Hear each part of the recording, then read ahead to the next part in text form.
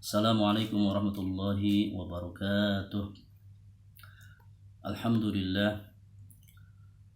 Alhamdulillahilladzi arsala rusula wal anbiya wastafa min atqiya'i ummatihi al-awliya. Wassalatu wassalamu ala sayyidina Muhammadin al-Mustafa wa ala alihi wa ashabihi ahli sidqi wal wafa. Amma ba'd. Alhamdulillah, saudara-saudaraku, Allah masih memberikan kita kesempatan untuk terus melanjutkan ibadah puasa kita, untuk terus mendekatkan diri kepadanya, dengan harapan semoga kita benar-benar tercatat sebagai golongan yang bertakwa kepadanya.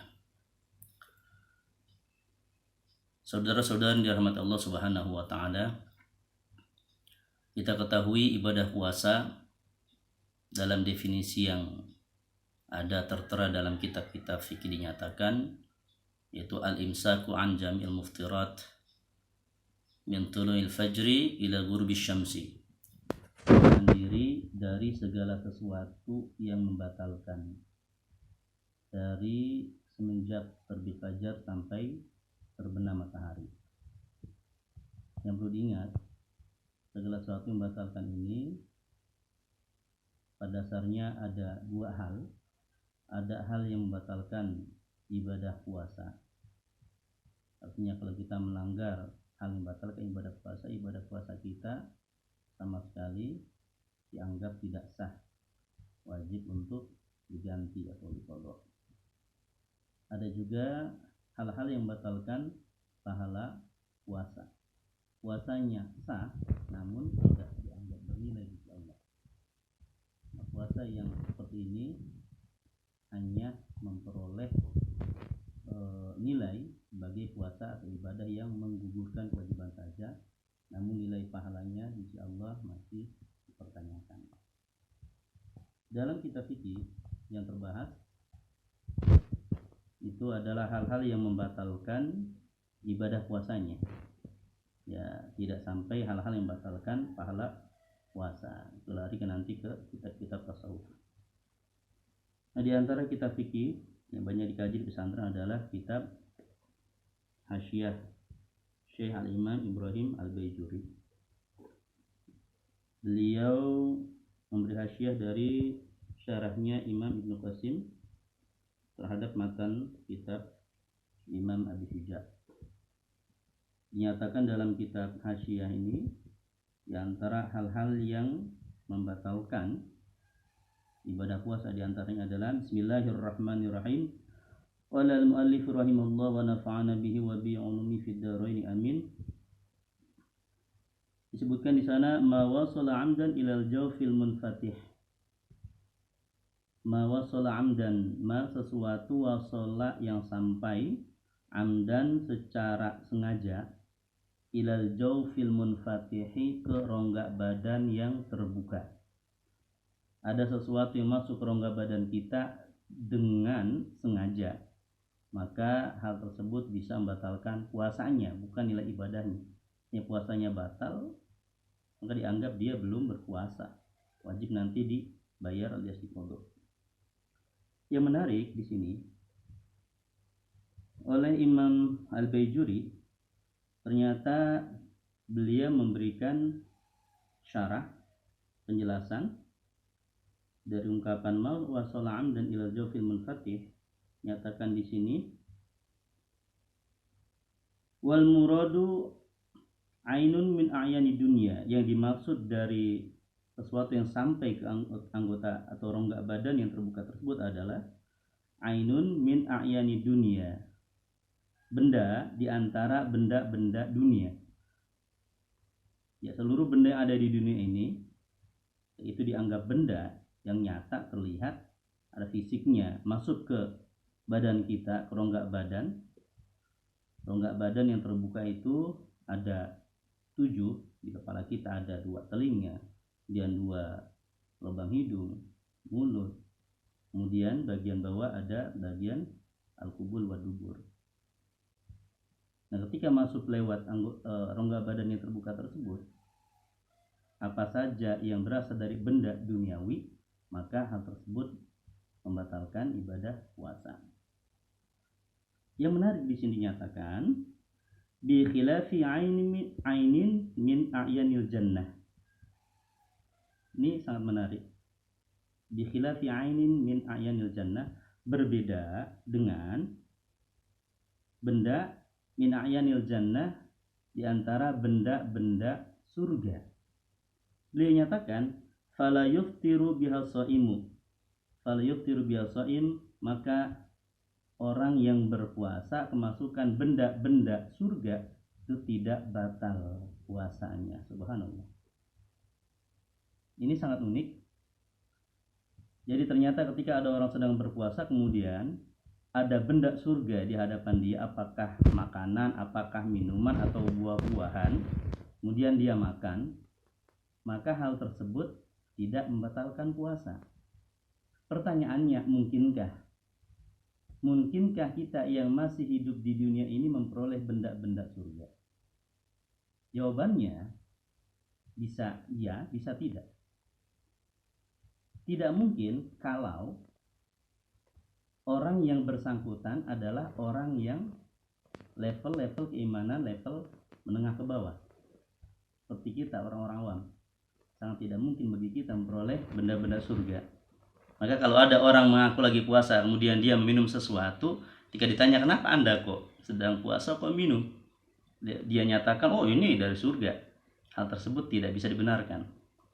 Namun bagi orang yang sudah mencapai level keimanan tertinggi, orang-orang yang diistimewakan oleh Allah Subhanahu wa taala, yang sering disebut dengan istilah para aulia, waliullah, maka orang-orang tersebut sangat mungkin untuk memperoleh benda-benda surgawi.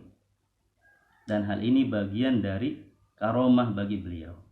Dan yang perlu diingat, karomah itu biasanya tidak muncul sesuai dengan sekehendak hati orang tersebut atau wali tersebut.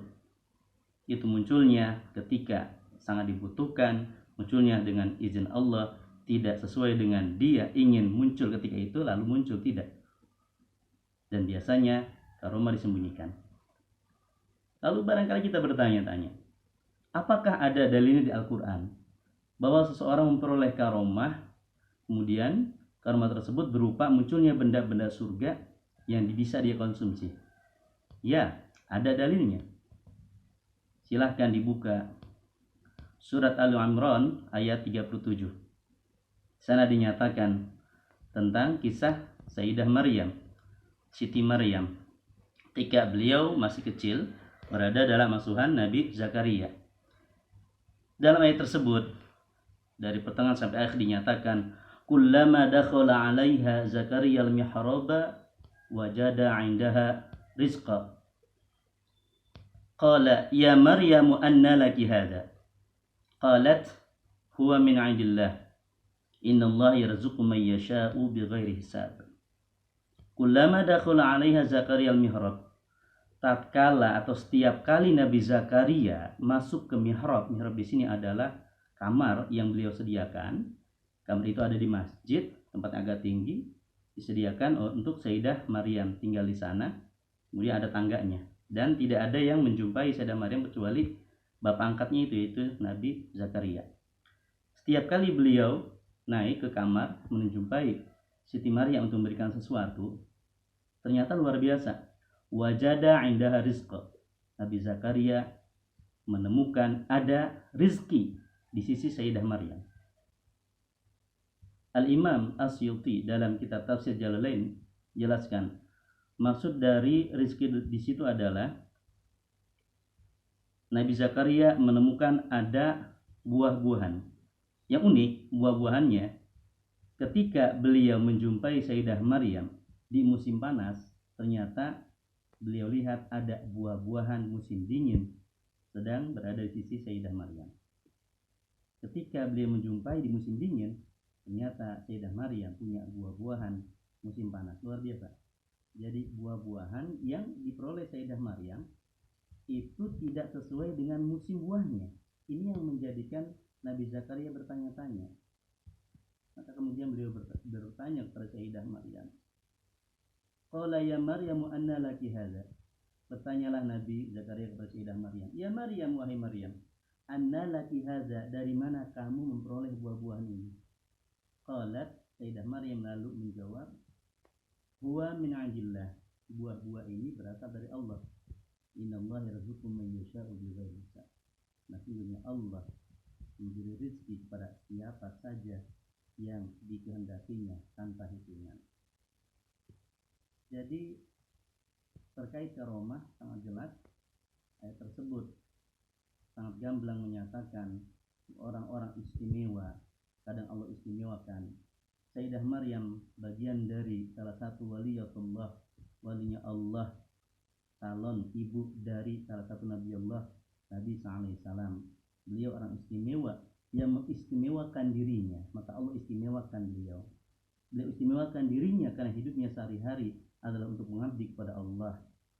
Ketika orang mengistimewakan dirinya, diistimewakan dengan istimewakan Allah, maka Allah akan istimewakan diri orang tersebut dengan hal-hal yang istimewa yang tidak Allah berikan kepada sembarang orang. Maka ketika kita mendengar ada seseorang ulama besar, seorang wali, kok seakan-akan dalam bidang fikih seperti melanggar aturan, itu sebenarnya tidak melanggar aturan, hanya barangkali kita salah paham. Mungkin misalnya ada seorang ulama besar katanya terdengar sebagai wali Allah, kok kelihatan ada yang melihat tanpa sengaja melihat orang tersebut sedang makan sesuatu, sedang minum sesuatu. Jangan-jangan itu bagian dari karomah yang Allah berikan. Intinya bagi kita, ketika kita mengetahui ada seorang ulama besar, apalagi memang dikenal sebagai wali Allah, yang harus kita lakukan adalah senantiasa berhusnuzan. Banyak hal-hal di luar jangkauan logika kita kalau sudah berbicara dimensi kewalian.